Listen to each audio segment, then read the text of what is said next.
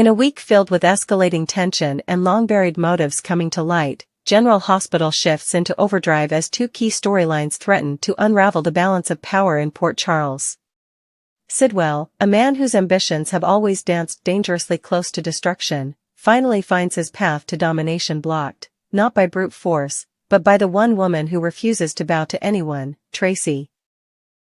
Meanwhile, Willow, desperate for forgiveness and access to her children, finds herself fighting shadows as Michael suspects her of an unthinkable crime.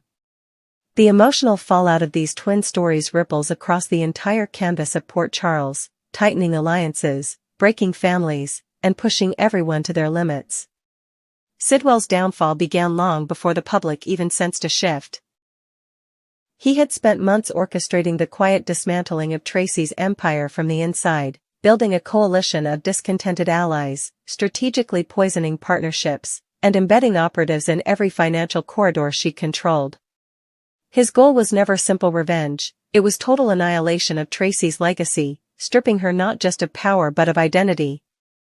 Yet, for all his calculated moves, Sidwell underestimated the one thing that had always made Tracy invincible. Her ability to smell betrayal before it surfaces. Tracy, ever the strategist, saw through his smoke and mirrors. Rather than strike immediately, she waited, mapping out each of Sidwell's moves with surgical precision. She allowed his plan to take shape just enough for it to reveal its true architecture, then dismantled it with the kind of ruthlessness that made her a legend. The trap was elegant in its simplicity. Tracy pretended to relinquish control of a key asset to a front company Sidwell had secretly formed, giving him a false sense of victory. But the company had been seeded with loyalists who documented every backroom deal, every siphoned dollar, and every whispered conspiracy. When the time came, Tracy didn't merely call Sidwell out, she summoned the entire board, the press, and even longtime enemies who had more to gain from watching him fall. In one damning presentation, she exposed his treachery, painting him not just as a schemer but a fraud with aspirations far beyond his competence. The public humiliation was instantaneous. Investors pulled out. His allies deserted him. And most damning of all, Tracy never raised her voice, she let the facts, and his arrogance, burn him alive. As Sidwell's empire crumbled under the weight of his own ambition, across town, a quieter but equally devastating war was taking place. Willow, haunted by her past decisions and determined to rebuild a future with her children, approached Michael once again with a simple plea, to see them. Her voice, raw with longing, trembled under the weight of maternal desperation.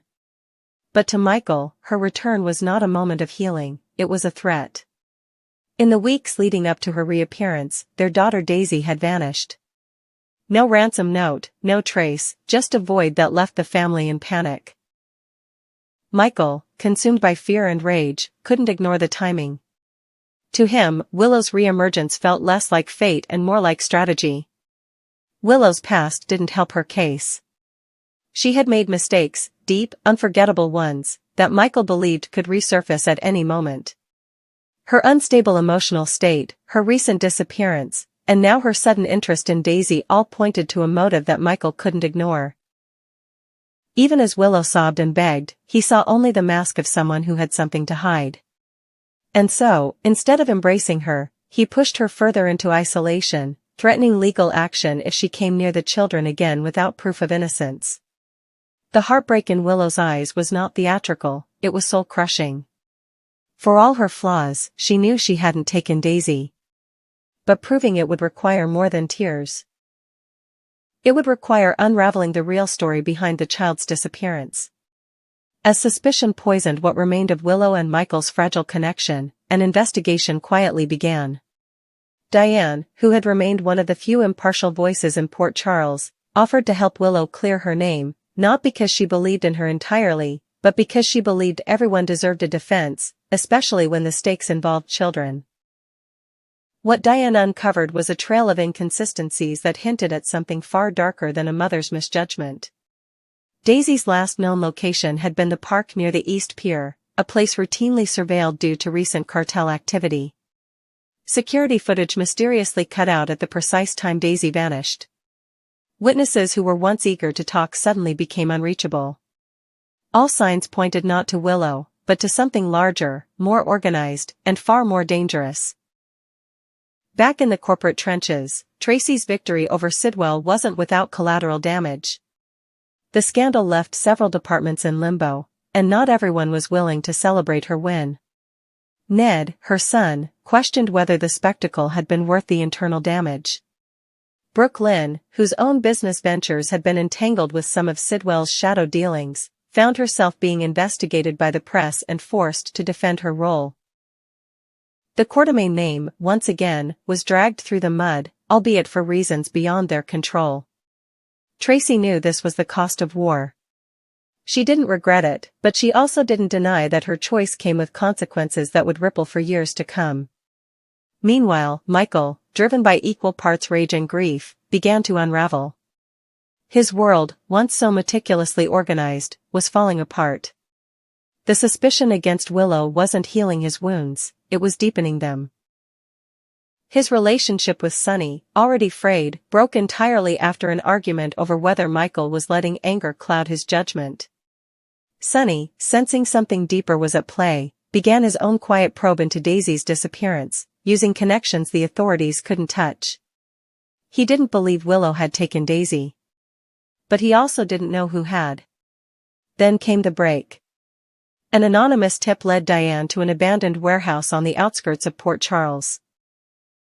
Hidden behind a false wall was a small room containing a child's blanket, a half-eaten apple, and a photograph of Daisy, clearly taken without her knowledge. It was the kind of discovery that changed everything. The police raided the building and confirmed that Daisy had indeed been held there. But the forensic evidence revealed something far more disturbing, the presence of sedatives used in high-level abductions. Whoever had taken Daisy hadn't done it out of emotion. This was calculated, premeditated, and likely part of a larger agenda. The revelation forced Michael to confront the possibility that he had been wrong. And not just wrong, but cruelly, irrevocably so. He found Willow outside the hospital chapel, where she had taken to sitting each night, praying for news. He didn't apologize immediately. He couldn't. The words lodged in his throat, choked by guilt and shame. But Willow didn't need an apology. She just needed to know where Daisy was. And whether their daughter was still alive. That night, they stood side by side, not as husband and wife, not even as allies, but as two people shattered by loss, linked only by the flicker of hope that they might yet reclaim what had been stolen. As the week closes, Port Charles finds itself in a state of flux. Tracy, once again, sits atop her empire, but at what cost to her legacy? Sidwell, disgraced and cast out, plots in the shadows, no longer with power but with vengeance. Willow and Michael remain tethered by heartbreak, as the search for Daisy grows more desperate. And far beyond their reach, somewhere in the echo of darkness, a child waits, her fate a ticking clock, her rescue the only thing that might heal a city on the edge of collapse. In Port Charles, victories are never pure, and no one escapes the fallout of truth.